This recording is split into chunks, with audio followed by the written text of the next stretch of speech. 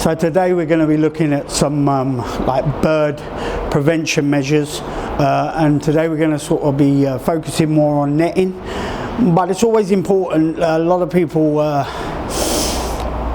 like pigeons, and we have, from a pest control perspective, they are a pest that the public kind of like, and so what we do is we have to kind of highlight why that we protect buildings from them, and obviously the dangers in which they can cause to us. And obviously, as you can tell here, if you come through, when you look at this is obviously a health hazard. People come out into the car park area. Not only is this a slip hazard, but it also carries diseases. And what happens is birds tend to nest up in these little tray areas. I believe we've got a nest here. And so some people suggest sort of encapsulating just the trays, but when service is required or on some occasions there's just far too much trunking, the idea initially then is to push the nets further out, and that's why we're blocking it up in here. So come along with us.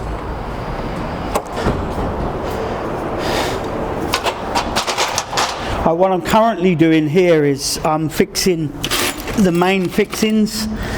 What we have are what are called eye bolts, expansion bolts. These will go in, they open up, and then we have individual fixings in between. We tend to do this in a full square. That gives us a framework, so then we're able to do the wiring from there. Okay, so now we've got to run the wire, which gives us our frame.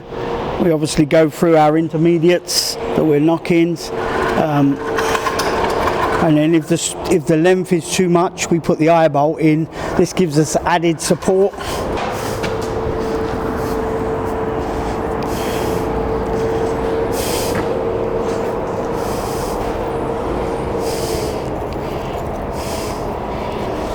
On every corner we need to have an eye bolt.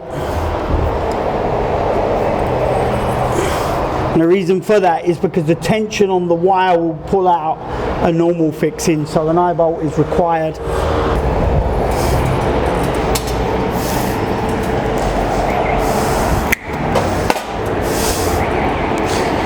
We then put a ferrule on, which will crimp, go through and then back on itself. This creates a tightening bond.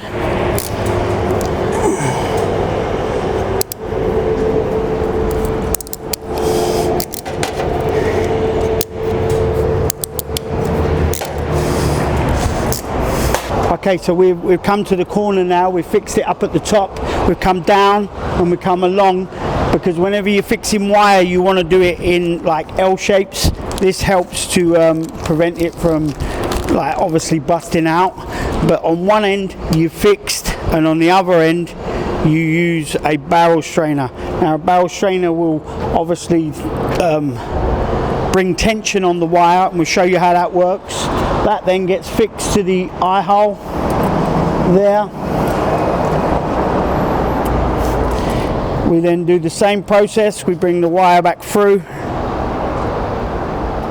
Once I get that in, this then gives us tension in that wire, which creates a frame for our net to work to. Once we're happy with the tension, we crimp it.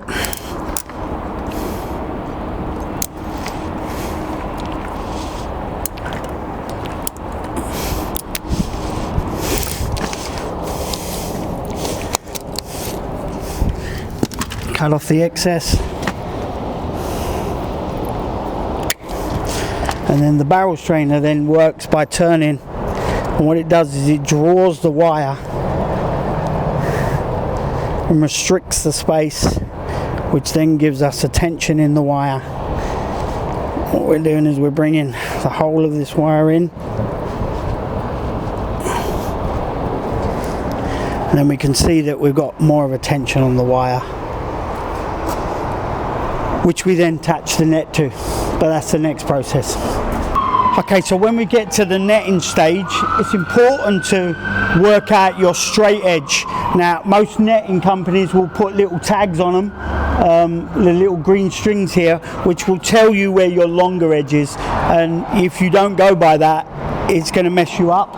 And obviously where the intermediates are, ideally what you should do is put a fix in the opposite side. Though we've got all this gap, it's held up for me. Instead of trying to just come along and do it, I've now got it where I can continuously support what I need to do and fix it. We use a tool called the hog ringer. This creates little circles. I'll show you at the bottom, just bear with me a second. Okay, so once we've got it onto one fixing, it's important to keep the line, because we want the net to look like a chessboard. So we've got the strain that way, and we've also got the strain down. So I know that it's this line, I follow it, and then I fix it the opposite side of the clip. That then gives me the ability to be able to come along, keeping the line, and making sure that the net is fully secured. If it was a large net, we'd need to do this on every single square, but because it's a very small net, we're okay to do alternative fixings because the strain isn't there. But that's how you get a nice directly straight square, and as you pan out away from it, you won't see it anymore. Okay, so just want to go over some of the other options that we use in bird control. Now, most of you would have seen the spikes that people use. These are good if it isn't a high impact area where pigeons have been quite a long time. They work just on the basis of preventing birds from coming down and landing. But if pigeons have been there a long time, they're not that effective.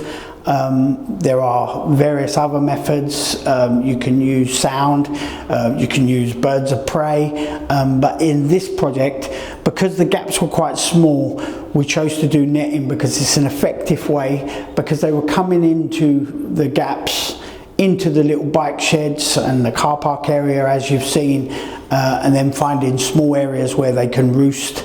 By putting net on the perimeter of the building, we're just preventing that from occurring. The cleanup will be done when all the netting's finished, and then this building from internal will be pigeon free.